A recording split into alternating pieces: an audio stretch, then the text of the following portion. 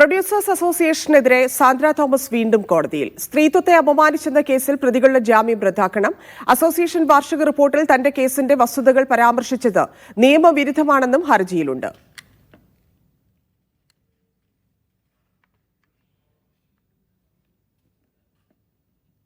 അഹമ്മദ് മുസ്തഫ ചേരുന്നു. മുസ്തഫ, എന്തൊക്കെയാണ് സാന്ദ്രയുടെ ഹർജിയിൽ?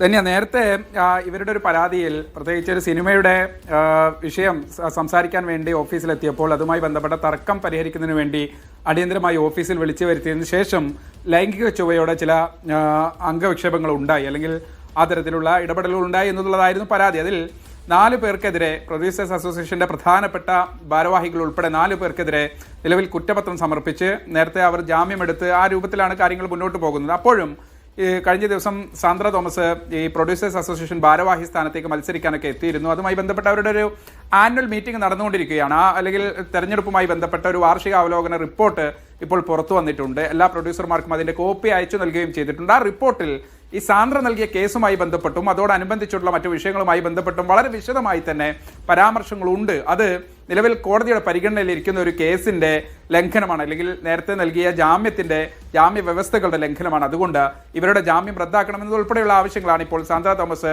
എറണാകുളം 1ാം ക്ലാസ് ജുഡീഷ്യൽ മജിസ്ട്രേറ്റ് കോടതിയിൽ ഉന്നയിച്ചിരിക്കുന്നത്. എന്തായാലും ആ വിഷയവുമായി ബന്ധപ്പെട്ട് ഇപ്പോൾ കോടതി എതിർകക്ഷികൾക്ക് നോട്ടീസ് അയച്ചിട്ടുണ്ട്. ഒപ്പം തന്നെ അടുത്ത തിങ്കളാഴ്ച, ഓഗസ്റ്റ് 7-ന് ഈ കേസ് വീണ്ടും പരിഗണിക്കുന്നുണ്ട്. അന്നായിരിക്കും ഇത് സംബന്ധിച്ച് ഇവരുടെ ഒരു വിശദീകരണം കൂടി ലഭ്യമായതിനു ശേഷം കോടതി ഒരു തുടർ നടപടികളിലേക്ക് പോവുക.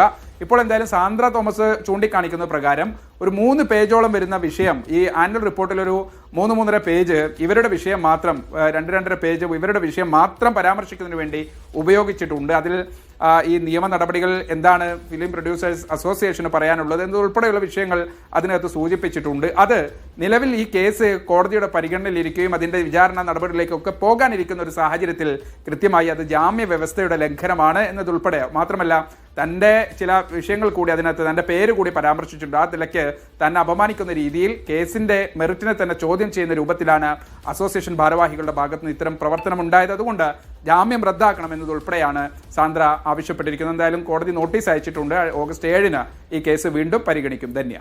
ശരി മുസ്തഫ.